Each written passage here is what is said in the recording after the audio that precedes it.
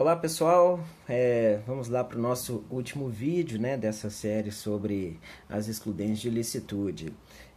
E essa última excludente se trata de uma excludente especial por ser uma construção doutrinária e jurisprudencial. Então, cuidado aí quem for estudar pelo Código Penal, porque esta quinta excludente de ilicitude não está inserida dentro das excludentes de ilicitude previstas expressamente pela lei, tá? Não estará lá no artigo 23.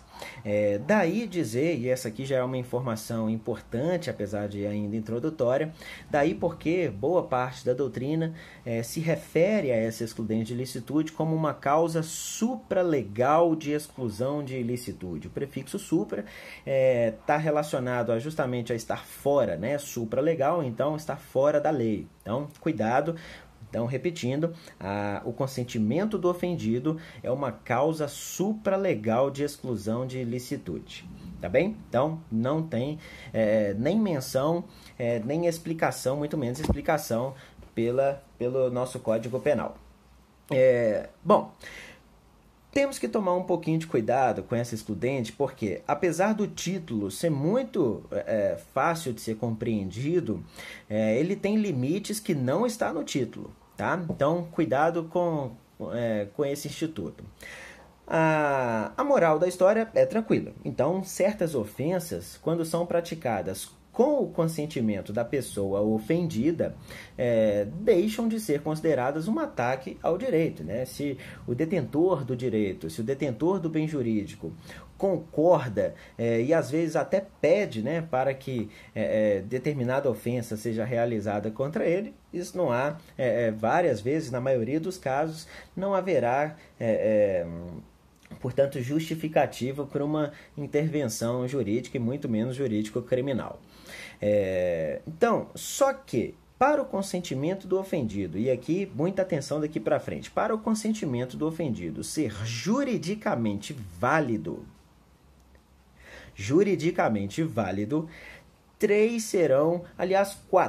quatro serão os requisitos necessários. Quais são esses requisitos? Primeiro, que o fato seja típico.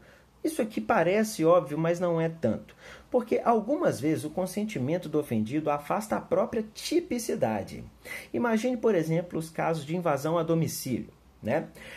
O crime de invasão de domicílio só faz sentido se a entrada em domicílio alheia for realizada sem o consentimento, né, de quem de direito em relação à residência. Então, se eu entro contra a vontade do dono de uma casa na casa deste dono, eu estarei cometendo violação de domicílio. Agora, vamos supor que esse dono tenha me convidado para a casa dele e eu lá entrei. Estarei cometendo violação de domicílio? Não. Mas por que não? Qual é a fundamentação jurídica? Porque o fato nem típico é. Ok? Então, algumas vezes,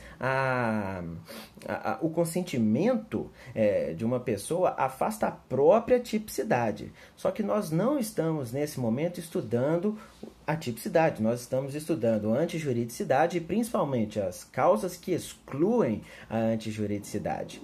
Então, só que para podermos falar em antijuridicidade, pelo sistema adotado pela maior parte da doutrina penal, que vê o crime como um fato típico, ilícito, culpável. Então, para nós podermos chegar no assunto antijuridicidade, primeiro o fato tem que ser típico, tá? Então, esse é um primeiro requisito, mas é um requisito mais tranquilo. Segundo requisito, e agora sim começaremos a abordar os requisitos exclusivos do consentimento do ofendido no âmbito da discussão sobre antijuridicidade. Primeiro deles, esse consentimento tem que partir de uma pessoa capacitada para consentir. Tá bem? Então, vamos supor determinado caso em que uma determinada pessoa, um tio, por exemplo, com fins libidinosos, pede à sua sobrinha para senta aqui no colo do tio. E a sobrinha vai lá e, sem maldade nenhuma, senta no colo do tio, que naquele momento, e a partir daquele momento, passa a abusar ou aproveitar-se de forma libidinosa, de forma sexual, da sobrinha. Poderá esse tio depois falar, não, mas ela veio porque ela quis, eu não peguei ela à força, eu não sentei ela à força no meu colo? Claro que não. Houve o consentimento? Houve, mas este consentimento pode ser juridicamente validado? Não, porque quem consentiu aqui não tem capacidade de compreender com o que está consentindo, né, e as consequências desse consentimento. Então, o primeiro requisito é que o ofendido, né, envolvido na história seja um ofendido capaz. Segundo requisito, eu estou falando de primeiro e segundo já partindo daquela questão de que primeiro o fato tem que ser típico, tá? Então eu estou excluindo isso aqui e deixando apenas 3. Então, primeiro, ofendido capaz. Segundo, que a manifestação de consentimento seja realizada sem nenhum tipo de vício. Se aquela vontade tiver sido construída ou manifestada por um vício de vontade, aquilo não tem mais como ser aceito pelo direito. O que de exemplo a gente pode citar que vicia a vontade de uma pessoa? Coação. Por exemplo, tá? Então, eu ameaço uma determinada pessoa e, em virtude da minha ameaça, ela consente que eu faça algo contra ela. E vamos supor até que escreve isso, grava um vídeo, por exemplo, falando que consentiu e etc. Se depois ficar provado que houve essa manifestação, mas essa manifestação foi motivada por uma coação, então, juridicamente, isso será interpretado como uma vontade viciada, tá?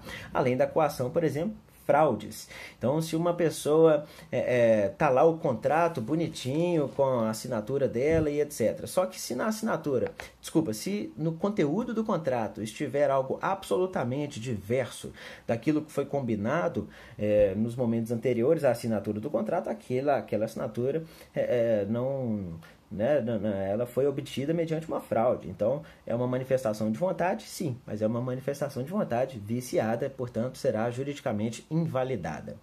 Então, primeiro, ofendido capaz. Segundo, manifestação sem nenhum tipo de vícios de vontade.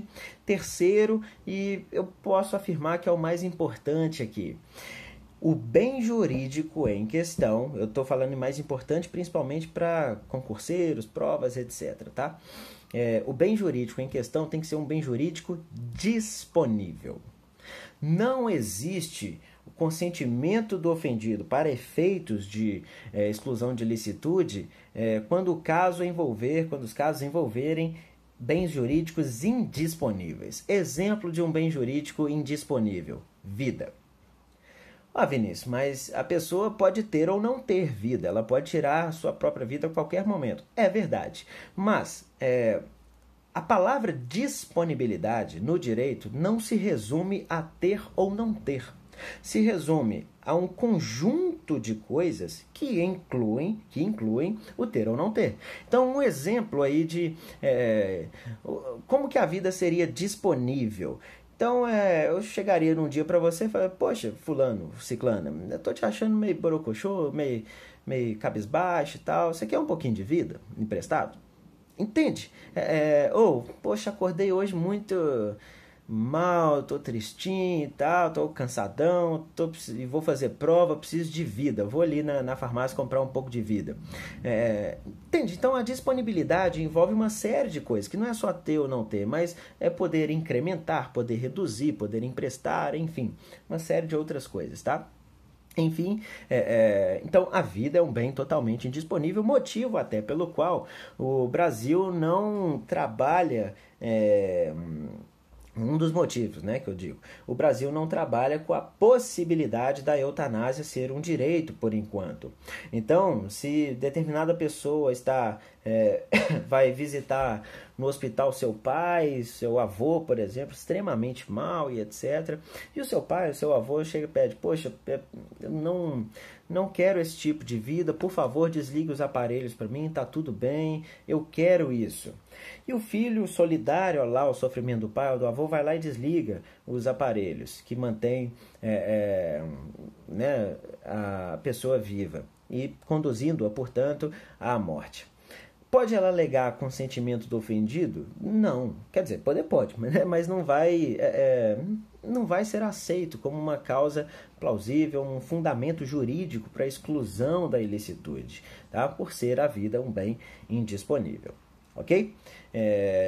Bom, então, com o consentimento do ofendido, portanto, fechamos aí o rol das circunstâncias excludentes de ilicitude. Espero ter ajudado, contribuído um pouquinho no estudo, mas repito, pessoal, a melhor fonte, principalmente em Direito Penal 1 de estudo, é uma leitura conjugada de Código Penal com doutrina, e boa doutrina, ok? Esses vídeos, inclusive o meu, eu recomendo que sejam utilizados como fontes secundárias, tá, de estudo. Vão direto nas fontes, lembrando que doutrina é uma fonte de direito penal, e a lei é uma fonte de direito penal. Esse vídeo que vocês estão assistindo não é não, tá? Então, bons estudos a todos, espero ter ajudado e que façam uma boa prova na semana que vem. Um abraço, pessoal, até logo.